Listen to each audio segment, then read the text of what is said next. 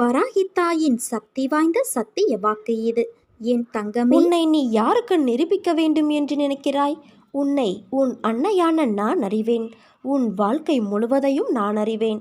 உன் மனதில் ஓடும் ஒவ்வொரு எண்ணங்களையும் நான் அறிவேன். நீ யாருக்கும் எதையும் நிரூபிக்கவும் புரிய வைக்கவும் வேண்டாம். உன் வாழ்வில் இப்போது நீ எனக்கு அதிக முக்கியத்துவம் கொடுக்க ஆரம்பித்து விட்டாய். இது மற்றவர்களுக்கு புரிய போவது இல்லை. அதை பற்றி நீ கவலைப்படாதே குழந்தையே. உன் வாழ்வில் ஓர் அதிசயத்தை நான் நிகழ்த்துவேன். அதன் பிறகு அவர்கள் அதை தானாகவே உணர்வார்கள். நீ துவண்டு போகும் சமயத்தில் யாரும் துணை இல்லை என்று கலங்காதே. உனக்காக ஏதோ ஒரு உருவில் உன்னோடு துணையாக நான் வருவேன். இந்த வாழ்க்கை அற்பமானது என்று மட்டும் எண்ணிவிடாதே. மிக மிக அரிதானது இந்த வாழ்க்கை. இந்த வாழ்க்கை பயணத்தை நாம் அர்த்தமுள்ளதாக்கிக் கொள்ள வேண்டும். அந்த பயணத்திற்கு நீ தேர்ந்தெடுக்கும் பாதையானது உண்மையிலேயே நீ தேர்ந்தெடுத்ததல்ல.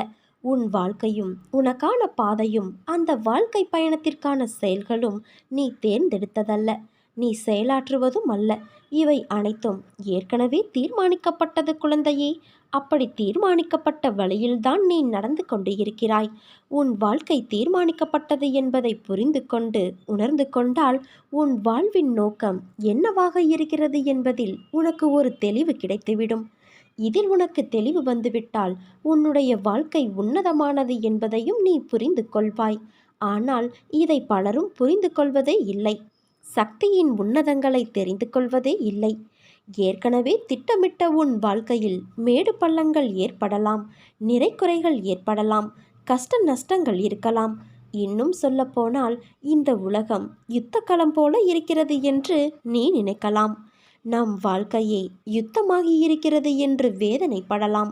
ஆனால் கவலைப்படாதே குழந்தையே. உன்னையும் உன் வாழ்க்கையையும் என்னிடம் ஒப்படைத்துவிடு. உன் அன்னையான என்னிடம் ஒப்படைத்துவிடு. உன் வாழ்க்கை பயணத்தில் ஏற்படுகிற எல்லா கவலைகளையும் நான் எடுத்துக்கொள்கிறேன். உன் பயணத்தை நான் இலகுவாக்கி தருகிறேன். உன் வாழ்க்கையானது இனிமேல்தான் தீர்மானிக்கப்பட வேண்டும் என்ற யுகத்தில் இருக்காதே. அது ஏற்கனவே தீர்மானிக்கப்பட்டது. அதுதான் விதி. உன் வாழ்க்கையில் ஆறாக, அருவியாக, கடலாக சீற்றங்களும் இடம்பெறும். அது ஏன் என்று தானே கேட்கிறாய்? என் பிள்ளையிடம் நிறைய நற்பண்புகள் இருக்கிறது. அது நிலைத்து என் பிள்ளை தன்னிச்சையாகவும் மன உறுதியோடும் நேர்மையாகவும் இருக்கவே இத்தனை சோதனைகளும் இடம்பெறுகிறது. உன் பாதை என்னை நோக்கி என்று திரும்ப ஆரம்பித்ததோ அன்றே நீ செம்மையான வாழ்க்கைக்கு நுழைந்து விட்டாய் குழந்தையே. இப்போது நீ வெறும் பயிற்சியைத்தான் மேற்கொள்கிறாய்.